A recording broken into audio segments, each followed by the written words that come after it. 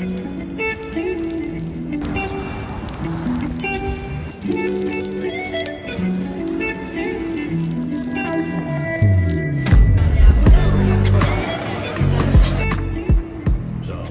somebody who spent a good chunk of my life experimenting with both running and weightlifting, for me, it was always hard for me to balance and see simultaneous gains in both sides of those different fitness spectrums. On one hand, I felt like running was essentially telling my body to be optimal as possible by keeping the weight down, reduce calories, and to get rid of that excess muscle mass. Whereas in weightlifting, it was doing the opposite. It was telling my body to consume more calories to essentially gain my weight and build more muscle mass. And this was an issue for me because I enjoyed running so much, but I felt like the heavy weightlifting was hindering my progress in terms of building up speed and endurance for my running.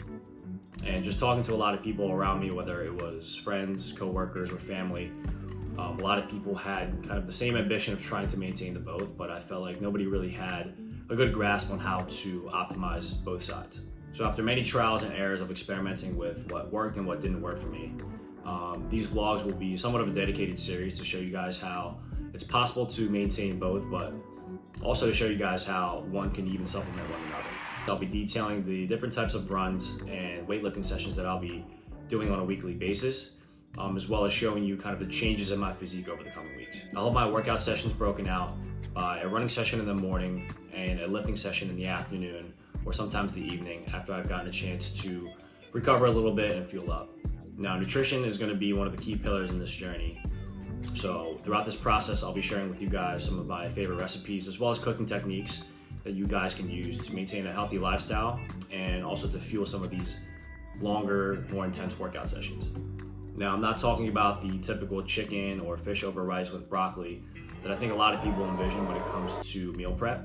I'm a big believer that you can make your foods taste really good while being healthy at the same time, so that you're not, gearing your entire week for that last cheat meal, or that you have to feel bad about going out to dinner with your friends at a nice restaurant. Personally, I really enjoy cooking for myself, and I don't think there's any better way to understand the types of nutrients and the macros that your body needs after a really intense running or a weightlifting session. So I have a quick run around Manhattan in the agenda today, and I think after the run, I'm gonna try to hit up a cafe in the West Village that's lately been my favorite spot to hang out at. Then at night, my girlfriend and I are going to hit up this French restaurant called Frenchette in Tribeca that we've both been dying to try out.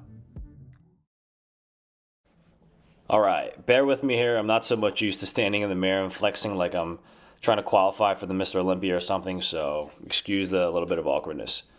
This clip was shot last Friday, which at the time of this video upload is about a little less than a week ago.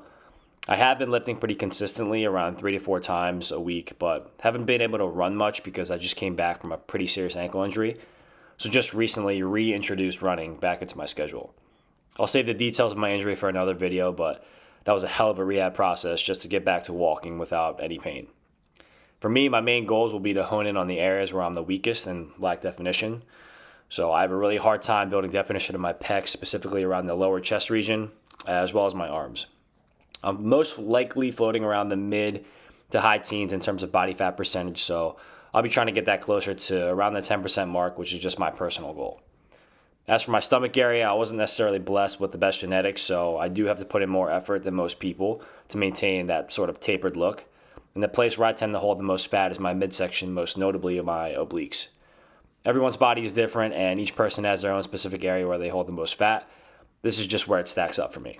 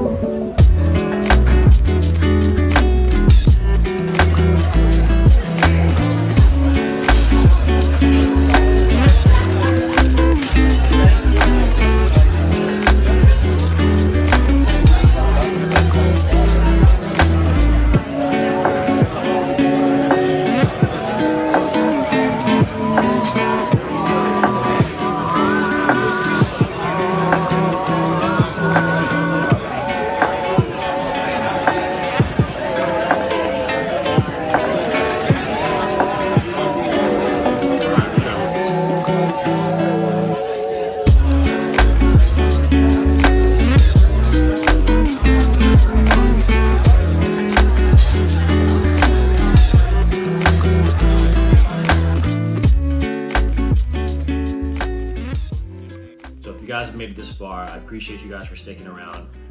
Stay tuned for my next vlogs, as I'll be sure to detail some of my running as well as lifting sessions, and definitely some of my cooking content. Peace.